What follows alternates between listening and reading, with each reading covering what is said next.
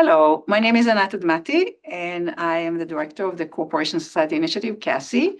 And we like to have these conversations called Power to Truth with some visitors that have something to say about this. For example, they expose truth and try to give it more power in the world through publications like the New York Times, etc.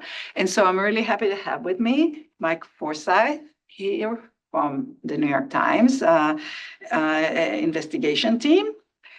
His background includes serving in the Navy and then writing a lot from China, winning awards for that in Bloomberg, and then ending up in the New York Times when?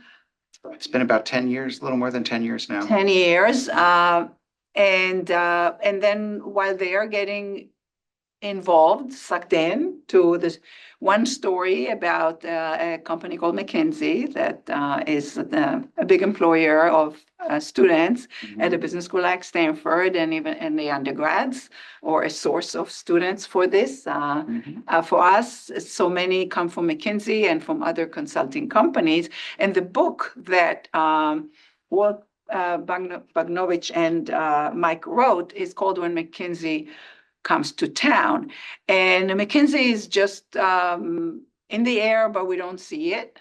We don't notice it necessarily, but it's everywhere, is what this book makes more clear if we ever had doubt, but very secretive. And so the book peels a number of layers and finds out a lot of things that are true about McKinsey's work. And first it was a series of articles, and then it ended up being the book When McKinsey Comes to Town. So I want to talk. Thank you, Mike, for joining me. My pleasure, Anna. And I want to talk to you about your early work first, about the China work, because I want to bring out maybe, the truth about power and private power and government power and how they kind of interact in a country like China versus, in other countries. So you wrote a book about the bank, what's it called exactly? Right. It's called China's Superbank. Superbank. That's right. It's That's the book. Right. It was two of us wrote it. We were at Bloomberg at the time in Beijing, in the Beijing bureau, and it's about China Development Bank, which is, people think maybe that the World Bank is the world's largest policy bank. Not true. It's China Development Bank, and so we wrote about its influence and power both within China and around the world. And this was back in 2013. And so it was with. So they started the Belt and Road Initiative? The Belt and Road Initiative was just beginning around that time. Yeah. And that bank is very involved in? It's involved with, all of China's foreign policy initiatives. It provides, funding for all those initiatives. And what a lot of people don't realize is how vital it was, like inside of China itself. Inside of China. Right. And developing the entire bond market system basically in China to finance local governments, for example. Yeah. So it was really unknown to most people in the world. And so my colleague Henry Sanderson and I, who were we were writing about China's local government financing vehicles, which had acquired an incredible amount of debt. People do praise China for its work during the global financial crisis to recover so fast, but that came at an enormous cost, which was racking up an incredible amount of debt on the local level to build, in many cases. The wealth management and the leveraging. And that came later, but the local government financing vehicles, which are these quasi-government institutions, were allowed to borrow money, and they often, the main lender to them was China Development Bank. And the collateral they used really was property. Land. Land is the real gold, in China. And that's fine as long as you have land and as long as the value of land's going up. But what you saw there is, yes, China did recover quite smartly from the global financial crisis, and there was real concern. But it wasn't as connected to the sub. It was not. It was not. And but part of that was done through very wasteful infrastructure projects at the local level. A lot of very poorly performing debt was taken on in the books. Yeah, and they're still dealing with all of that today. And we were the real estate market. We were able to, as Bloomberg reporters, we were just happy, as could be, just going through bond prospectuses in Chinese and putting together, just trying to gather just the staggering amount of money, in the trillions of renminbi that were going from this bank, to all these. So it wasn't like, because it was through a bank, it wasn't like the government was directly, but the government was the owner of the bank. It was 100% owned by the bank. It's a state policy bank, essentially an arm of the state. It's really, not a bank. The guy who ran it at the time was the son of one of the founders of the People's Republic of China. And so he was a princeling, right? Yeah. An extremely powerful bank. It's since then not as. I remember back in 2010 that somebody came through who was the head of, you probably know him, the head of JP Morgan Chase in China. This guy who wrote the book called Red Capitalism. Oh, sure. Yeah. And he was kind of a Stanford political science major or PhD even or something who worked for them. And he was describing, Forbidden City, and then sort of the power, the central government versus the local governments, and how opaque all this stuff was. And when I asked him about like doing some faculty trip to China, and his position was, they're not ready for any discussion of private sector banking because everything there is so state controlled. Right. And the state banks still, are really in charge there to this day. Yeah. And so people were talking also for a while about, shadow banking system. Here they like to talk about it, and there they also like to talk about all these non-bank institutions. And, shadow banking or the entire financial sector are very opaque, very interconnected. Yeah. And so, I would ask my students, okay, what's the difference between, the shadow banking system in China and the shadow banking system in the West? Large, interconnected, opaque. What's the difference? Power. Power is in the private sector, in the West, especially in the US. And power is always with Xi Jinping right now, in China. Right. So. Right, and as journalists in China now, it's become sensitive to write about the economy. Yeah. And so you have to be very careful. Even, China's full of excellent journalists. And they are very prescribed in what they can write about. So exposing shadow banks, if there's a government connection or if it maybe endangers economic stability, the real estate market, whatever, you have to be very careful now. And, years ago, 10 years ago more, there was a lot more freedom for at least financial journalists to write really groundbreaking stories. But now it's much more difficult. So we had discussed, and you have similar stories to David Barbosa's exposure we do the same thing. Of just tracing money. And what was really shocking about that and was discussed, and in fact, this company, Pang Li, is sort of the ownership of that, and how you can discover which humans own it was more possible in China than anything like this would be in the US. Ping on the insurance. Yes. So it was actually interesting. We had a discussion with students today, and I actually brought up Ping on Insurance as a good example of a company that McKinsey advised. Because I know his example of this company. Right. It's been a company that McKinsey worked with for decades and really passed on a lot of institutional knowledge about the insurance industry from the West to China through this company Ping On, which was very successful. But there's another side to Ping On, and that side is the ownership of it, and that was the basis for David's, Pulitzer Prize winning, 2012 story. 2012. So he was writing about the family of the premier at the time, Wen Jiabao. It so happens that his son-in-law, the man who married his daughter, Wen Ruchun, was a McKinsey partner.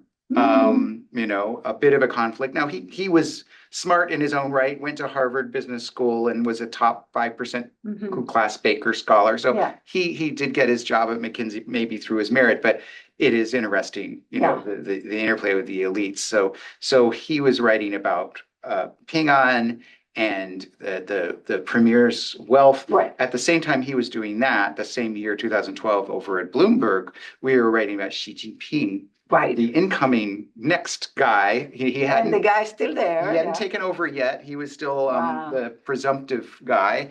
And so we were writing about his family assets. And so both of those stories came out in 2012, which was a very big year in Chinese politics. And, Yes.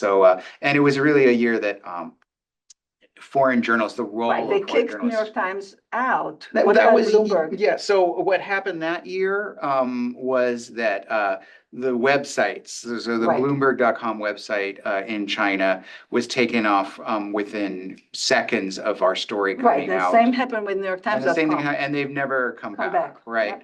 Yep. Now the reporters from the New York Times were not kicked out Right. until He stayed a 2020. little, It but was he stayed a little, did. not long, but And he me had to too. leave. Yeah, I stayed another year, but then I left to Hong Kong, and then I joined the New York Times. But it was really, unfortunately, Chinese reporters, like I said, are among they're a lot like American reporters. Are very aggressive. They really want to, expose, corruption in China, and they just can't. They're not Okay. allowed to. And so it kind of fell upon David and myself and others to write about these stories that people really were interested in, outside of China, inside of China. Right. This country had undergone this transformation Yeah. into one of the second largest economy in the Yeah. world, incredible amounts of wealth being generated, and so much of it was going to these leading families. And Yeah. of course, we write about it in America. We're going to write about it in China. But they wouldn't, Unfortunately, we thought it was, at least I thought, they should respect us because we respect them. We wouldn't devote 10 reporters time for months on end to write about politicians' wealth in most countries. Maybe in America, we would do it. In China, we would do it. It's worth it because it's such a consequential country. So I was like, this is a sign of respect, China, that we're focusing on writing about the leaders. And, they just never saw it that way. They just never did. Yeah. Funny that way. Yeah. So it's very threatening. Yeah. Yeah. Obviously, they need to control I got the death information. threats. It was a scary time. I don't think, you probably the same, but neither David nor you can. I can't go back. Cannot Can't go back. Yeah. So it's too bad. I'd love to go back to China. If you're out there, Chinese government, I'd love to come back. Someday. Yeah. That's it. So you already mentioned McKinsey a few times. Yeah. So maybe let's talk a little bit about McKinsey, because that story is really mostly about the West, although it's also about lots of other countries. You mentioned already in China, and of course they work with lots and lots of regimes that are of all varieties. Yes. But maybe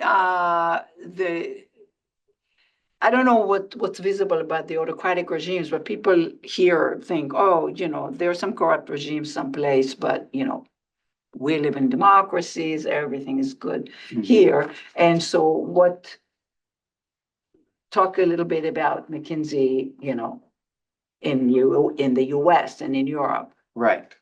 So obviously, over the last few months, I would hope a lot of people in America would be a lot more humble about our own country here, and our, institutions, faith and pride in the direction of our government. Clearly some institutions are holding up strongly and others not so strongly in America.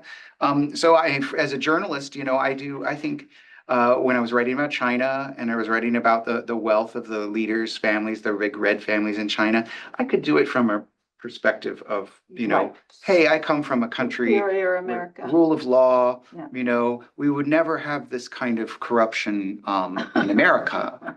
And now I can't say that, but at least what I can say is at least we know about the corruption in America because we're still allowed as journalists to write about it. And so that is one big difference still. With China, but McKinsey, in America, it's the invisibility then, the capacity of some of these institutions, especially a consulting firm like that. Right. So McKinsey is very secretive. One of its values, its much touted values, is to keep client confidences, which sounds great. You should obviously not blab up, in public or to anybody about work you're doing, I guess, with clients, but they take that also to public work, public sector work. And they fight very hard to minimize the amount of transparency in their government contracts. For example, with ICE is one of them, Food and Drug Administration. There's just, when we get materials, they're heavily redacted, and this is our taxpayer dollars, you know. So it's hard sometimes to piece together what's going on, you know, and that's, you know, doubly true for their work in the private sector.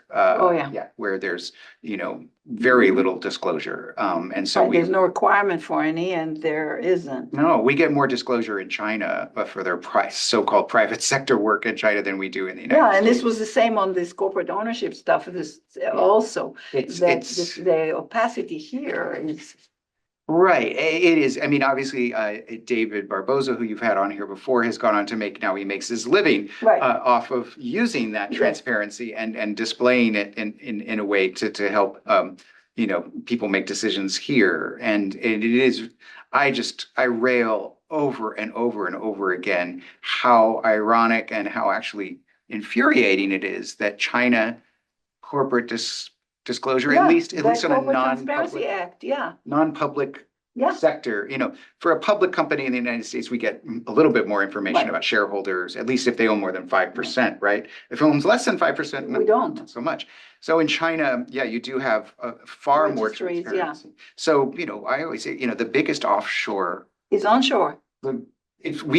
America is the biggest offshore. We had a conference here called Global Capitalism, Trust and Accountability in April, and a lot of it was about the offshore markets, you know, wealth management, and the fact that so much wealth finds itself here, and why we can't do, you know, sanctions against anybody because their money is right here, but opaquely held in, you know, these stories that happen also in the New York Times about ownership of real estate in New York, ownership of all kinds of things in this country, and UK, London grad, all the oligarchs. So in a way, ironically, that helps us as journalists because we have to try to uncover what's hidden. If it was all out in the open, maybe it wouldn't. Less work for you. Or it would be much easier to do the work. And this is happening, actually a story I'm working on right now, trying to take apart the ownership of LLCs in the United States. There's, you know, you can't. It's so hard. So there's tricks. Know your customer and nothing. So there are tricks to do that. There are sometimes loopholes, like for example, if there's a lawsuit between two companies at the federal level, then there's you know, so we can get ownership information that way. Another thing is, strangely enough, liquor licenses. So in many states, if you have a liquor license, you need to disclose the owners of your company. So that's another way. So there are, you know, and there are regulators, you know. Sometimes in states there are things. I mean, I know some colleagues did some studies about shadow lenders, and basically in some states, any mortgage lender of any sort, not only banks, need to disclose much more information. Some of them are private, so you get sometimes glimpses into into companies. It's a real mission for us. I know we're off the topic of McKinsey, but this is really crazy. It just shows you the difference between transparency in China and the United States. Okay, this is nuts. But one of the ways we can find out ownerships of LLCs in the United States, limited liability corporation. A limited liability corporation, is if they've made an investment in China. So if they make an investment in China, they need to send a paperwork that outlines the ownership of the LLC to the Chinese government. So their requirements. And we can hire a lawyer in China to get that paper document. So we actually. China helps you discover the LLCs in the US. We can find out ownership of Delaware LLCs in the United States by going to China, which is crazy. And so we actually did this at the New York Times. About when we were looking into Hunter Biden's investments in China. So he used some Delaware corporations to invest in a Shanghai company. So we were able to pull the Chinese documents. And so we knew who owned the Delaware companies from China. I know, this is so crazy. which I is mean, nuts. the whole Delaware and other states thing is so amazing. I mean, I sometimes say to myself, okay, how many people live in Delaware? Could like 1 million? At most, yeah. How many corporations are in Delaware? Twice that much. That's that incredible. 2 Incredible. million. Mhm. Hundreds of thousands of them could have the same address. You don't need to have any business in Delaware to incorporate in Delaware. And of course, now they're all worried about, Dexit, like that they will escape to some other jurisdiction in this race to the bottom. Like Wyoming. Exactly, like Yeah. Wyoming or some of the others. I think Wyoming is a big competitor. South Dakota too. South Dakota, Yeah. that have more secrecy, Mhm.